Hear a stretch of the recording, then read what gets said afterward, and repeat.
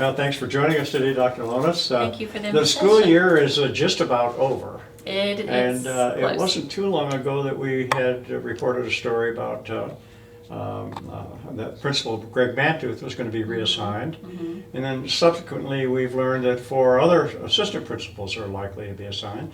And you mentioned it when we talked about Greg, that you wanted the school to go in a new direction. Why don't you tell us what that new direction is? Well, to kind of answer the first part of that, when Mr. Mantooth has been reassigned, however, the assistant principals, there's 3 currently at Franklin County High School, and state law requires that if we're going to reassign a teacher, we have to notify them within 5 days after the last instructional day. So with Tuesday being the last day that students were present, we had 5 days to notify anyone in the system who was going to be reassigned for next year. The reason I had the discussion with those 3 assistant principals about a possible reassignment for next year is that when we bring on a new administrator, especially someone in a facility the size of Franklin County High School, a lot of times they need to be able to select their team to try to build a team for success. And so you want to give them that opportunity for flexibility. At this point, there has not been a decision made necessarily that any of those 3 will be reassigned, but it is something that the new administrator or new principal will have a chance to take a look at that. We do have a committee of 11 stakeholders that are meeting. We met last Friday and reviewed all the applications for the principal's position. We had 18. They were from in-state, out-of-state, all over the place. So as far as Arizona even, we received some applications. So we reviewed those applications, the 18, and we've narrowed it down to 9. I have contacted those 9 to get their availability for next week to do interviews. So as soon as we verify that all of those are confirmed that all of those 9 are available next week, we'll release those names for the interviews. But the idea is that we are looking as a committee, we're looking for someone with a very strong instructional background, someone who was successful in the classroom and has had a lot of experiences working with teachers and really more of the academic focus. Obviously, you know, the term that's used a lot is that the principal is the instructional leader. So it needs to be someone with a strong instructional background. And I think the committee very much supports that. Again, the committee has teachers and a parent and a school board member on it, so it's kind of a wide perspective of all of the different angles and areas, as you can imagine, with a school as large as Franklin County High School with 1,500 students and as many employees as they have. It's very important for that person to be well-rounded and to have a vision for where they see that school going. So you're talking about Franklin County High School, we are, Mm-hmm. but in terms of the school district, there are many schools that you're managing. Are you undergoing similar things in these schools as well during this time? We've had one transition this year in our elementary schools. Deckard Elementary, Chris Hawker-Smith will be taking over the principal position at Deckard. That's the only other administrative change that we've made at this point, other than the reorganization that's occurring at central office with the positions, the downsizing that's occurring here. Well, and so good of you to mention the reorganization of the central office. When you talked, I think it was at the February meeting, Yes. you talked to this about the board. And unfortunately, we were dealing with some other issues at the time, and this reorganization kind of got covered up. So where are you with this reorganization? You said you might save up to $250,000. Correct. That's at 3 cents, a penny brings in $75,000 in Franklin County. So you're talking 3 cents property tax. That's a big deal. It is. So how are you coming with that reorganization, and any problems so far? It's no problems. It's gone very well. The school board has endorsed it, and so I was able to go ahead and start kind of transitioning into that over the last couple of months. Through 2 retirements and 1 resignation, we were able to basically reassign and downsize by 3 positions in central office, which equates to about a $300,000 savings. However, we're offsetting that with some part-time positions to be able to help with some things that we still need to make sure we are covering. So by converting some of our full-time to part-time and doing 100-day or 120-day contracts for some of those, then we're able to save up to about $250,000. We have submitted our budget for this year to the Finance Committee, and it was approved by Finance, so it still has to go in front of County Commission, but we feel very good. It's a very solid budget. It does allow for a 2% raise for all of our employees. So the $250,000 that was saved helps to offset and enable us to do some of those things for our employees that we haven't been able to do in the past. Yeah. Some of the reorganization, I know that special education is moving out of its building and into the core here. Mm-hmm. Alternative school is leaving Townsend. Correct. And heading to where the old high school used to be. That leaves Townsend School with only a couple of state-funded programs in it now. Tell us about the future of Townsend School as far as the Franklin County School District is concerned. Well, we are transitioning some locations, as you mentioned. The special education department moving back here. I began to look at the facilities that we are using about mid-year. I finally had things had calmed down enough. I was able to start taking a focus. And my concern was, I began getting the state fire marshal was coming in and reviewing our schools.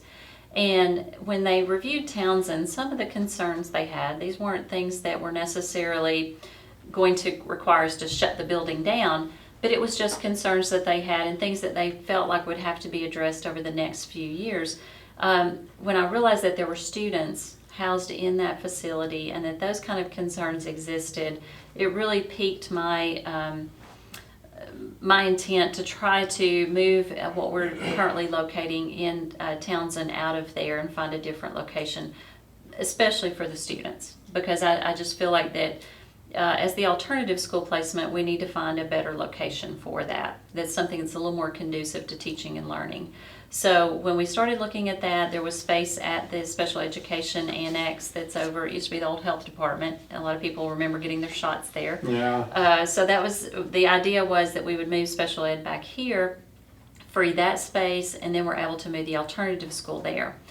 We still have our technology department that is housed at Townsend Center. Oh, okay. And then we also have 2 programs under the Campora and the Coalition Prevention that are there as well. I don't know yet about those as far as relocating them. We've talked about several different options, but no decisions have been made yet as to where we might try to relocate them as well. But the intent with the Townsend Center is that either there's several options that the board could consider. Obviously, it's not my decision, it's a board decision that would need to be made. But some of the things that I would probably talk with them about is the idea of either donating it back to the community and making it a community center. I know that they've been looking for a place for a teen center. That could be an option. It just depends on, again, it would have to be a county coordinating with the school board as to who's going to be responsible, and obviously there's going to be maintenance that will have to be maintained there, and also it varies as to what the options are. But I just felt like it was something that we really needed to go ahead and get the students out. Yeah, the programs that are not funded by school funds that are at the center, the Franklin County Prevention Coalition. Correct. I think there's a health program that's also housed there. Actually, the coordinated school health moved here earlier this year. So there's just those 2 programs, the Campora and the Prevention Coalition, that are there. Okay, well, this is going to be interesting to watch because Townsend is a historic school. It is, and I would not want it to go into disrepair, No. and I don't think the board would either. So we would definitely want to work through, and it's, like I said, it's not anything we're going to do quickly, but it is definitely something that we will start to discuss over the next school year. Okay, well, this school year we're wrapping it up, and you pretty much already wrapped it up. Mm-hmm. And I don't want to go anywhere beyond this school year until we talk about testing. Mm-hmm. I have read some of the most marvelous, horrible, frightening stories about testing. Yes. And they were turning it over to corporate America, mm-hmm. and everybody's making money off of Franklin County kids taking the test except the kids. Mm-hmm. So where are we with testing? It's a good question. Actually, I have a meeting in the morning with Commissioner Candace McQueen. There's several of us that are meeting with her tomorrow. So hopefully we'll have a little more answers after that meeting. But taking a look at what Tennessee is trying to do, obviously they tried very hard this year to go to the online testing, and that was a failure. So they're basically telling us right now that next year we will be using pen and paper for our testing. So we'll stay with what we're doing now. They are under review of proposals right now at the state level to determine who will be the contractor for next year to administer our standardized tests for the state. They have guaranteed us that there will only be one part to the test, not two. So the testing time should decrease within the state. There is also a push by several school systems within the state to move to a standard test like the ACT for our high schools, rather than using end-of-course testing that is state focused. Let's go for something that's nationally normed like the ACT. So it's going to be interesting over the next couple of years to see what actually comes through with that. Obviously, another thing that we're going to talk about tomorrow with Commissioner McQueen is the new Every Student Succeeds Act, the ESSA, which replaced the No Child Left Behind. And there is a lot of flexibility in that act for local control, which is great to see. It's kind of surprising, Teachers but it's love great it. to see. Yes. Pushing the control down to at least the state level, if not the state level, to the local Board of Education level. So it'll be interesting to see how the state interprets that and then allows our school boards to make more decisions about how we test and how we administer those tests and when we administer those tests. So I guess it's kind of a wait and see game right now. Okay, well, and I'm sure the children are going to be very happy with some kind of an outcome. Yes. And except for Franklin County High School, you came aboard at a time when virtually every school in the system was at least 5 decades old. So we've heard about maybe putting a lid over south and north because we can't fix round roofs. Right. And so what is the outlook, the long-range outlook for in terms of capital outlay? Are we looking to get some new school construction in the near future? It's very relevant that you mentioned that right now. We have on June the 13th, the school board meeting. It will be held at North Middle School. And Oliver Little and Gibson, which is an engineering firm out of Tullahoma, OLG, will be making a presentation to the board.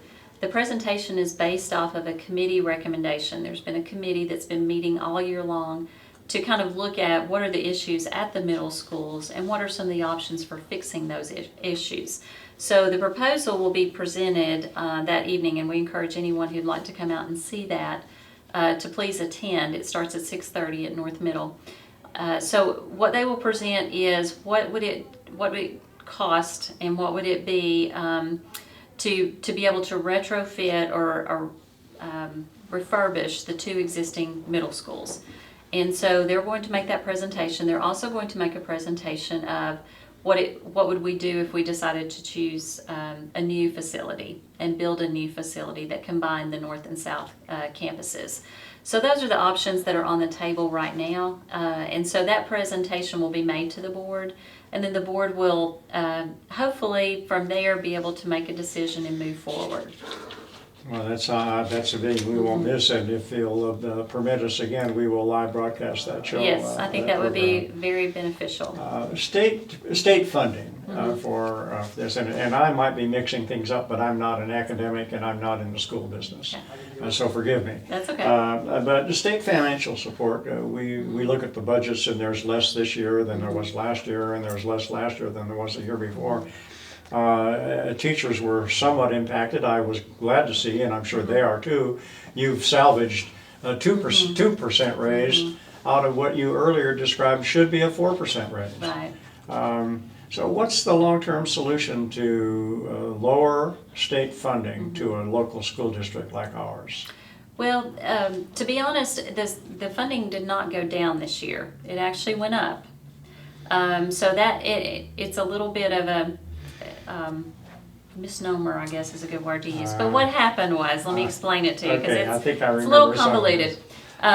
Franklin County went into what they called stability about 2 or 3 years ago, and that means that the enrollment dropped, our student enrollment dropped. However, the state did not adjust our funding. They allowed us to stay at the same level of funding. So we were getting about $950,000 more in funding than we should have been getting. And that additional money is what they called stability money. So we were getting the stability money. Then this year, the governor enacted additional BEP funding, the Basic Education Program funding, which they called enhancement money. We were supposed to get $1.2 million for our enhancement. So we were expecting an additional $1.2 million. What happened though was that the stability funding went away. So they took the 1.2 million, they subtracted the 950,000, and so additional funds this year, all we ended up with was about $230,000. So as a result of that, that there was never from the state put out this is equal to a 4% raise, but there was some publicity tied to that amount of money saying that it equated to a 4% raise.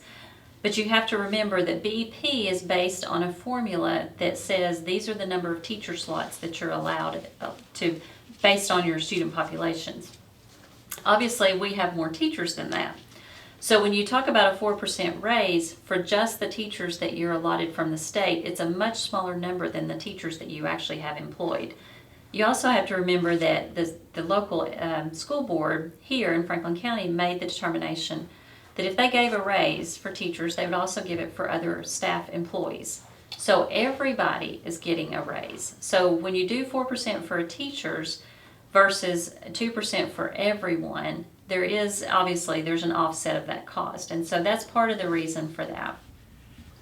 So, well, thanks for that. I understand the stability thing. It's kind of crazy. So our student population has come back up, has it? We somewhat? have 4 more students this year than we did last year. So Way yes, to go, Franklin County. we're headed in the right direction. And that was after a significant, we lost one year about 167 students.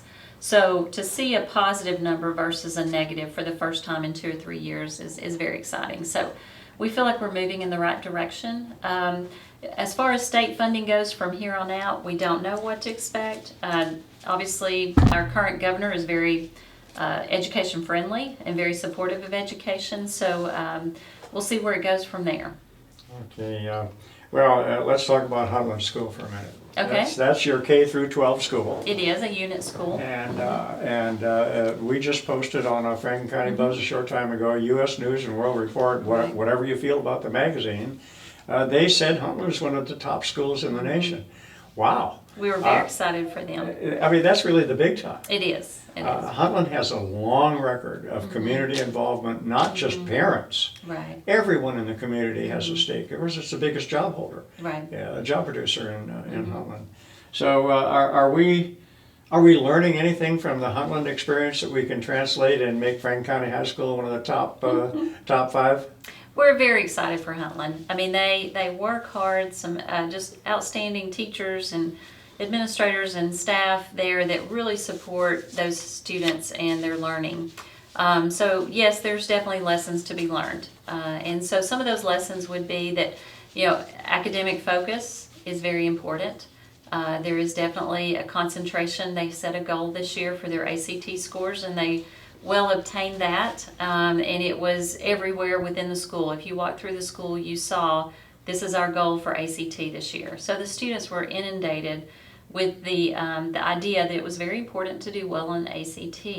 So it's those kind of things that the administration has put into place at Huntland that really makes the kids understand the importance of getting a good education and doing well and challenging them. So yes, there's definitely lessons to be learned there that could be applied elsewhere. And the U.S. News and World Report didn't even mention the basketball championship. No.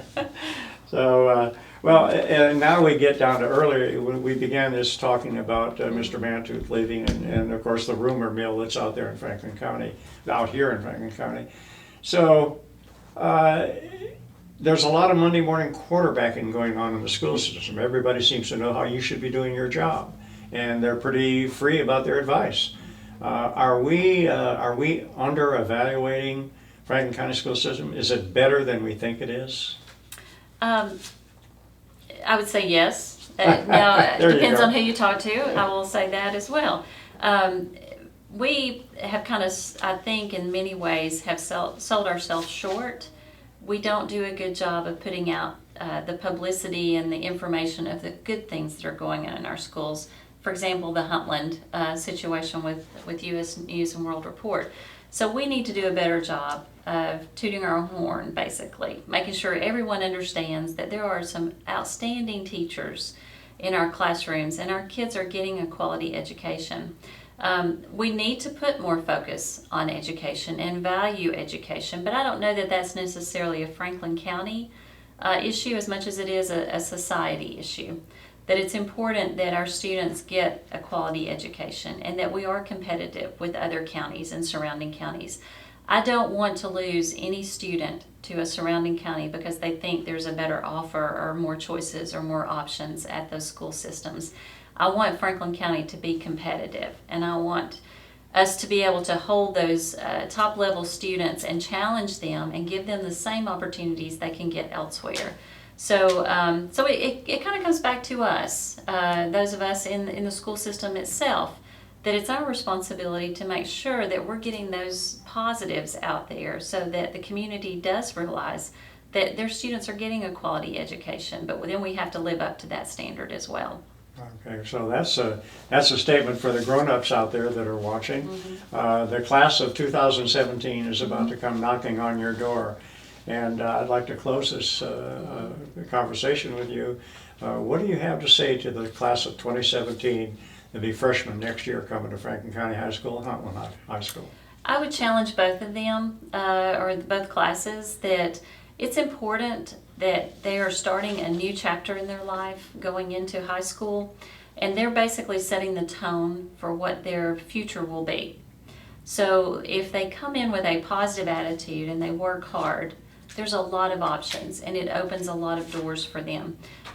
Tennessee isn't unique now that we have the Tennessee Promise in place. And so it's very important for our freshmen to be aware that their grade point average and how they score on their ACT and the activities that they're involved in school and the volunteer experiences that they have are extremely important to their opportunities through that Tennessee Promise. They can basically get their first 2 years of college paid for free. I mean, that's an amazing offer.